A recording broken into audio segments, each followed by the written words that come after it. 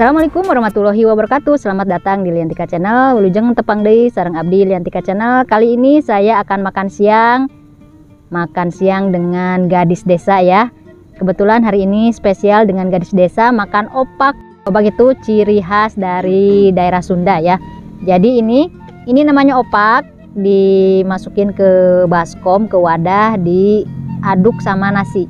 Pakai garam sedikit, rasanya mantap. Tambah sambal. Kebetulan saya akan makan ditambah dengan semur jengkol. Selamat makan, wilujeng tuang siang kasadayana. Semoga makannya lahap, nikmat, mirasa ya. Selamat makan. Bismillahirrahmanirrahim. Ini tutup opaknya ya. Coel sambal.